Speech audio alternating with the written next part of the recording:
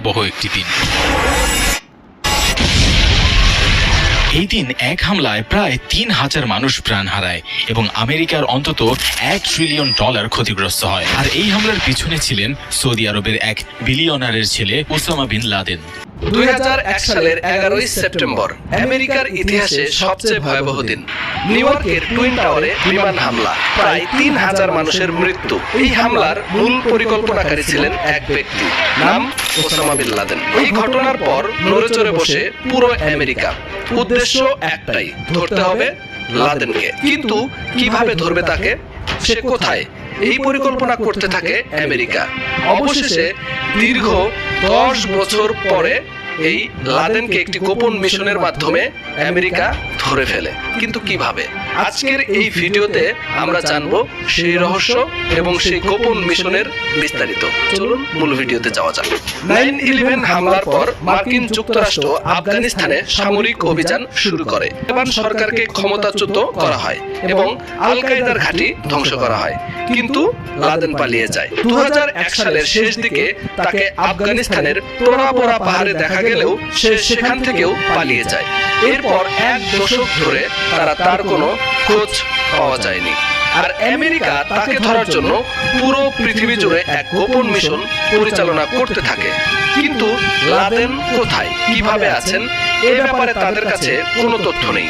তবে লাদেনকে ধরার জন্য আমেরিকার সিআইএ অফিসাররা একটা গোপন মিশনের পরিকল্পনা করেন। এদিকে লাদেনও খুব সাবধানে তার যোগাযোগ বজায় রাখত। সে মোবাইল ফোন কিংবা ইন্টারনেট ব্যবহার করত না। আধুনিক কোনো যন্ত্র তার কাছে ছিল না। একটি নির্দিষ্ট কুরিয়ার রয়েছে যার মাধ্যমে সে বার্তা আদান প্রদান করে আসছে। 2007 সালে মার্কিন গোয়েন্দারা জানতে পারে এই কুরিয়ারের নাম আবু আহমেদ আল কুয়েতি। আর এই আবু আহমেদ আল কুয়েতির মাধ্যমে কিন্তু লাদেনকে ধরে ফেলে। কিন্তু কিভাবে? চলেন পরবর্তীতে যাওয়া যায়। এরপর থেকে সিআইএ পাকিস্তানে তাদের নজরদারি শুরু করে দেয়। 2010 সালে তারা আবু আহমেদ আল কুয়েতির অবস্থান শনাক্ত করে ফেলে। তার গন্তব্য ছিল পাকিস্তানের অ্যাবেটাবাদ শহরের একটি বিশাল প্রাসাদতুল্য বাড়িতে। বাড়িটি ছিল সম্পূর্ণ অদ্ভুত। এটি ছিল অত্যন্ত সুরক্ষিত। কোনো টেলিফোন বা ইন্টারনেট সংযোগ ছিল না। বাড়িটির চারপাশে 18 ফুট উঁচু দেওয়াল, উপরে কাঁটাতার। এলাকাটির অন্য সব বাড়ির থেকে একেবারে আলাদা ছিল। বাড়িটিতে বসবাসরত ব্যক্তিরা কখনো বাড়ির বাইরে আসতেন না। তারা কোনো সামাজিক সম্পর্কও রাখতেন না এবং বজ্র ফেলার জন্য নির্দিষ্ট পদ্ধতি ব্যবহার করতেন যাতে কারো সন্দেহ না হয় এবং অবশিষ্ট বর্জ্যগুলো বাড়ির ভেতরেই তারা পুড়িয়ে ফেলতেন। সিআইএ অফিসাররা দীর্ঘদিন এই বাড়িটির ওপর নজরদারি চালায়। তারা ড্রোন ক্যামেরা এবং স্যাটেলাইট ক্যামেরা ব্যবহার করে এবং দেখে যে এক লম্বা ব্যক্তি মাঝে মাঝে উঠে। এটাই হতে পারে সেই তাদের কাঙ্ক্ষিত লোক ওসামা বিন লাদেন। 2011 সালের গোড়ার দিকে মার্কিন প্রেসিডেন্ট বারাক ওবামাকে ব্রিফ করা হয়। সে বেশ কয়েকবার বিশ্লেষণের পর সিআইএ অফিসাররা 60 থেকে 80% নিশ্চিত হয় যে লাদেন এই বাড়িতেই রয়েছে। আর এরপর শুরু হয় অপারেশন নেপচুন স্পিয়ার। গোয়েন্দারা কুরিয়ারের গতিবিধি নজরে রাখে এবং দেখতে পায় যে সে নিয়মিত অ্যাবেটাবাদ কম্পাউন্ডে যাতায়াত করছে, কিন্তু খুবই সতর্কতার সাথে। সে কখনো মোবাইল ফোন ব্যবহার করতেন না, তবে মাঝে মাঝে একটা ফোন সে ব্যবহার করত। অবাক করা ব্যাপার ছিল যে এই অনেকদিন পর ফোনটি চালু করে শুধুমাত্র যোগাযোগের জন্য কয়েক মিনিট কথা বলে আবারও সুইচ অফ করে রাখত। এই বিষয়টি সিআইএ অফিসারদের আরো বেশি সন্দেহপ্রবণ করে তোলে এবং তার চলাফেরা ছিল অত্যন্ত সংরক্ষিত। অনেক বিশ্লেষণ এবং অনুসন্ধানের পর সিআইএ অফিসাররা নিশ্চিত হয় যে এই বাড়িটিতেই সম্ভবত লুকিয়ে রয়েছেন ওসামা বিন লাদেন। 2010 সালের শেষ দিকে মার্কিন গোয়েন্দারা কুরিয়ারের ফোন কল বিশ্লেষণ করে এবং তারা নিশ্চিত হয় যে এই কুয়েতি লাদেনের অন্যতম ঘনিষ্ঠ সহচর। এক পর্যায়ে কুরিয়ারের গাড়ির গতিবিধি ট্র্যাক করে নিশ্চিত হওয়া যায় যে সে নিয়মিত এই বাড়িতেই প্রবেশ করছে এবং বাইরে থেকে তার মাধ্যমেই যোগাযোগ রক্ষা করা হচ্ছে। গোয়েন্দা বিশেষজ্ঞরা এই তথ্য যাচাই করার পর সিদ্ধান্ত নেন যে বাড়িটির ভেতরে সম্ভবত ওসামা বিন লাদেন নিজেই রয়েছেন। এরপর মার্কিন সরকার চূড়ান্ত পদক্ষেপ নেওয়ার সিদ্ধান্ত নেয়। লাদেনকে ধরার মূল অভিযান কিন্তু এখান থেকেই শুরু। যুক্তরাষ্ট্রের সময় দুপুর 1:22 সিআইএ এর প্রধান আদেশ দিলেন, go in there and get bin Laden. পাকিস্তানের অ্যাবেটাবাদ শহরে সেই সময় রাত 11টা বাজে। বিন লাদেনের গোটা পরিবার শুয়ে পড়েছিল তখন। পাকিস্তান আর আফগানিস্তানের মধ্যে 8 ঘন্টা সময়ের ব্যবধান। জালালাবাদ শহরে তখন বাজে 10:30। আর হেলিকপ্টার দুটির পাখায় যে ব্লেড ব্যবহার করা হয়েছিল তা তৈরি করা হয়েছিল বিশেষ প্রযুক্তিতে, যাতে শব্দ একদমই কম হয়েছিল। একই সাথে পাকিস্তানি রেডার যাতে ওই হেলিকপ্টারের অবস্থান শনাক্ত করতে না পারে সেই জন্য নেওয়া হয়েছিল বিশেষ সতর্কতা। মাটি থেকে সামান্য কয়েক ফিট উপর দিয়ে প্রচন্ড গতিতে হেলিকপ্টার দুটি উঠছিল। অ্যাবেটাবাদে পৌঁছাতে সময় লেগেছিল প্রায় 1.5 ঘন্টা। ব্ল্যাক হক হেলিকপ্টার দুটো উড়ে যাওয়ার সময় 45 মিনিট পরে ওই রানওয়ে থেকে আরো 4টি চিনুক হেলিকপ্টার তৈরি হচ্ছিল। এটার উদ্দেশ্য ছিল যদি কোনো কারণে ওই ব্ল্যাক হক দুটি হেলিকপ্টার কোনো দুর্ঘটনায় পড়ে যায় তাহলে এই 4টি চিনুক হেলিকপ্টার তাদেরকে উদ্ধার করবে। এরপরই আসে সেই কাঙ্ক্ষিত সময় যখন হেলিকপ্টারগুলোকে লাদেনের বাড়ির সামনে অবতরণ করানোর চিন্তা করা হয়। কিন্তু যখনই পাইলট বিন লাদেনের বাসভবনের সামনে অবতরণ করার চেষ্টা করছিলেন তখনই নিয়ন্ত্রণ হারাতে শুরু করেন তিনি। খুব দ্রুত নিচের দিকে নেমে আসছিল হেলিকপ্টারটা, আসলে সিলটি লোহা দিয়ে করা। আর অপরদিকে লাদেনের বাড়িতে এসে তারা দেখতে পায় যে কনক্রিটের দেওয়াল করা, যার ফলে হেলিকপ্টারটি দ্রুত গতিতে নিচের দিকে নেমে আসে এবং সেই কনক্রিটের দেওয়ালে আটকা পড়ে হেলিকপ্টারের পাখা ভেঙে যায় এবং পাইলট বুদ্ধি করে সেই হেলিকপ্টারটা সেখানেই নামিয়ে দেয়। তবে এই ঘটনায় কোনো প্রাণহানি হয়নি। ওদিকে গোটা দৃশ্যটা তখনও হোয়াইট হাউসের সিচুয়েশন রুমে বসে দেখছিলেন সবাই। বিন লাদেনের বাসভবনের উপরে ঘুরতে থাকা অপর আরো একটি ড্রোন ক্যামেরা এই ঘটনার সরাসরি ভিডিও ফুটেজ পাঠাচ্ছিল সেই সিচুয়েশন রুমে।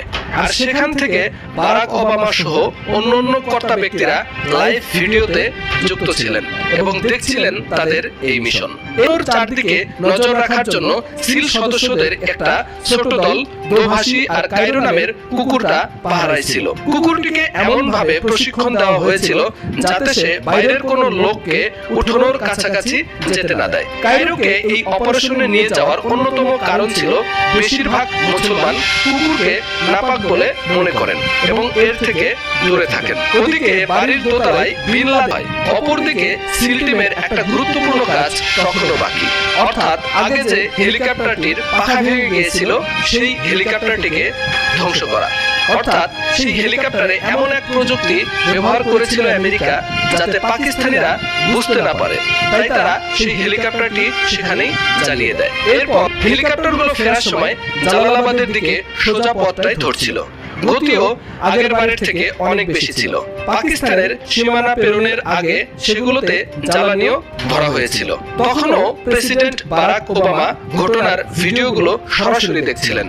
অবশেষে লাদেনের মৃতদেহটি কোথাও কবরস্থ না করে সমুদ্রে ডুবিয়ে দেওয়া হয়। এর কারণ ছিল যাতে লাদেনের সেই মৃতদেহকে উপলক্ষ করে কেউ কোনো মাজার অথবা পবিত্র কোনো কিছু মনে করে কিছু তৈরি করতে না। এবং শান্ত, শিষ্ট ও ভদ্র প্রকৃতির ছিলেন। ওই সময় তার আচরণ ছিল সকলের কাছে প্রশংসিত এবং তিনি একজন ভালো ছাত্র হিসেবে পরিচিতি পেয়েছিলেন। প্রাথমিক শিক্ষা শেষ করার পর লাদেন 1976 সালে সৌদি আরবের জেদ্দায় কিং আব্দুল আজিজ বিশ্ববিদ্যালয়ে ভর্তি হন। যদিও সেখানে তার পড়াশোনার বিষয় ছিল ব্যবসায় প্রশাসন এবং অর্থনীতি, কিন্তু তিনি ইসলামিক আদর্শ ও রাজনীতির প্রতি গভীর আগ্রহী ছিলেন। এরপরেই তার সাক্ষাৎ হয় আব্দুল্লাহ আজমের সাথে। আব্দুল্লাহ আজম কিং আব্দুল আজিজ বিশ্ববিদ্যালয়ে ইসলাম শিক্ষা ও জিহাদ সম্পর্কিত বিষয় নিয়ে শিক্ষকতা করতেন। তবে আব্দুল্লাহ আজম ছিলেন একজন মুজাহিদিন নেতা। তার মূল লক্ষ্য ছিল মুসলিম বিশ্বের ঐক্য এবং যেখানে যেখানে মুসলমানদের উপর অত্যাচার এবং আক্রমণ হচ্ছে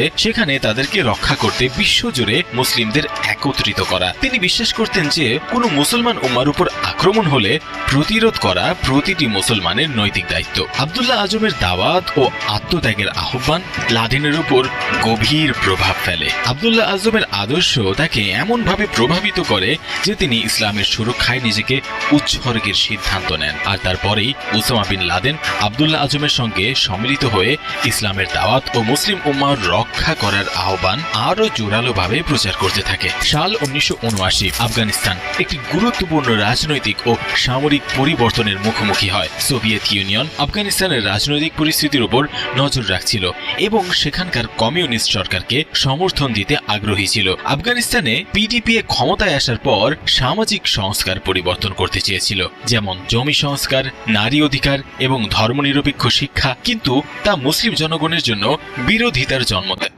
এটা দেখে সৌদি সরকার ক্ষিপ্ত হয়ে লাদেনকে সৌদি থেকে বহিষ্কার করেন। সৌদি আরব থেকে বহিষ্কার হওয়ার পর লাদেন 1991 সালে সুদানে চলে যায়। সুদানে যাওয়ার পর লাদেন আল কায়দার কার্যক্রম নতুনভাবে সংগঠিত করতে শুরু করে, আর সুদান থেকেই লাদেন সন্ত্রাসী নেটওয়ার্ক গড়ে তোলে এবং বিভিন্ন সামরিক ক্যাম্প তৈরি করে, যেখানে তার অনুসারীদের যুদ্ধের কৌশল ও সন্ত্রাসী হামলার প্রশিক্ষণ দেওয়া শুরু করে এবং মার্কিন সেনাদের উপর আক্রমণ করে, যার মধ্যে 1993 সালে মার্কিন সেনাদের উপর হামলায় 18 জন মার্কিন সেনা মারা যায় এবং 70-এরও অধিক সেনা আহত হয়। 1996 সাল পর্যন্ত লাদেন সুদানেই থাকে, কিন্তু যখন সুদানের উপর আন্তর্জাতিক নিষেধাজ্ঞা ও আমেরিকার চাপ আসে, তখন বাধ্য হয়ে লাদেন আবার আফগানিস্তানে ফিরে যায়। 1996 সালে লাদেন আফগানিস্তানে ফিরে আসে আর এসে একটি ফতোয়া জারি করে, যেখানে তিনি বলেন মুসলমানদের এই করুণ অবস্থার জন্য আমেরিকাই দায়ী। যখনই ইসরায়েল আর ফিলিস্তিনের প্রসঙ্গ আসে, আমেরিকা সবসময় ইসরায়েলের পক্ষ নেয়। সোমালিয়ায় মুসলমানদের উপর আমেরিকা হামলা করেছিল।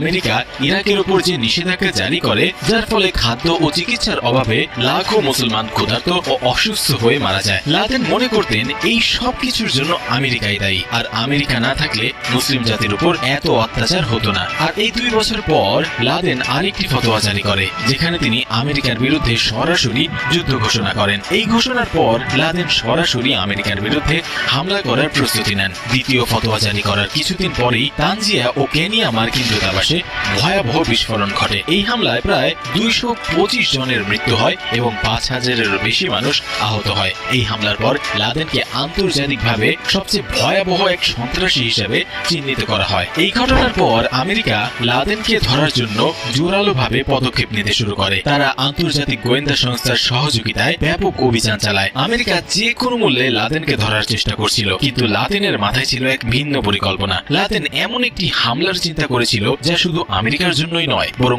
পুরো বিশ্বের জনগণের জন্য একটি বার্তা হবে। এটি তার উদ্দেশ্য ছিল এমন এক ভয়াবহ হামলা করা যা আমেরিকাকে আতঙ্কে ফেলে দিবে এবং ফিলিস্তিন সহ মুসলমানদের উপর চলমান অত্যাচারের বিরুদ্ধে তাদের যত সহযোগিতা করা আছে তা সব বন্ধ করতে বাধ্য হবে। আর এই পরিকল্পনার পরে লাদেন তার অনুসারীদের প্রশিক্ষণ দিতে শুরু করে। হামলার প্রায় 1 বছর আগে 19 সন্ত্রাসীকে আমেরিকায় পাঠানো হয়। তারা সেখানে প্লেন চালানো শিখে এবং এক শহর থেকে অন্য শহরে বারবার ফ্লাইট নিয়ে ভ্রমণ করতে থাকে, যাতে হামলার দিন সবকিছু নির্ভুলভাবে সম্পন্ন করা যায়। এরপরই আসে সেই ভয়াবহ দিন, 11 সেপ্টেম্বর 2001। ওই দিন সকাল 8টার দিকে আমেরিকার 4টি যাত্রীবাহী বিমান হাইজ্যাক করা হয়। প্রথম 2টি বিমান ক্র্যাশ করা হয় ওয়ার্ল্ড ট্রেড সেন্টারে, তৃতীয়টি পেন্টাগনে এবং চতুর্থ বিমানটি পেনসিলভেনিয়ার একটি মাঠে বিধ্বস্ত হয়ে পড়ে। এই এক হামলায় প্রায় 3000 মানুষ মারা যায় এবং 6000-এর চেয়েও বেশি মানুষ আহত হয়। ওই এক হামলা বিশ্ব রাজনীতির মোড় ঘুরিয়ে দেয়। 4 দিনের জন্য আমেরিকার স্টক মার্কেট শাটডাউন হয়ে যায় এবং 2 দিন পর্যন্ত আমেরিকার সমস্ত ফ্লাইট বন্ধ থাকে। ওই দিন পৃথিবীর ইতিহাসে প্রথমবারের মতো মানুষ টিভিতে সরাসরি সন্ত্রাসী হামলা দেখেছিল। আর এই হামলার পরেই আমেরিকা তালেবানের কাছে লাদেনের খোঁজ চায় এবং আফগানিস্তানে থাকা আল কায়দার সমস্ত ক্যাম্প এবং নেটওয়ার্ক ধ্বংস করার আদেশ দেয়। কিন্তু তালেবান আমেরিকার দাবি মানতে অস্বীকার করে। অস্বীকার করার কারণে আমেরিকা সরাসরি আফগানিস্তানে সামরিক অভিযান শুরু করে এবং আল কায়দার সমস্ত ক্যাম্প এবং নেটওয়ার্ক ধ্বংস করে দেয়। কিন্তু লাদেনের কোনো খোঁজ পাওয়া যায় না। এরপর থেকেই শুরু হয় লাদেনকে ধরার অভিযান। 2001 সালের সেপ্টেম্বরে আমেরিকার প্রেসিডেন্ট জর্জ ডব্লিউ বুশ ঘোষণা করেন লাদেনকে ধরার জন্য $25 মিলিয়ন পুরস্কার দেওয়া হবে।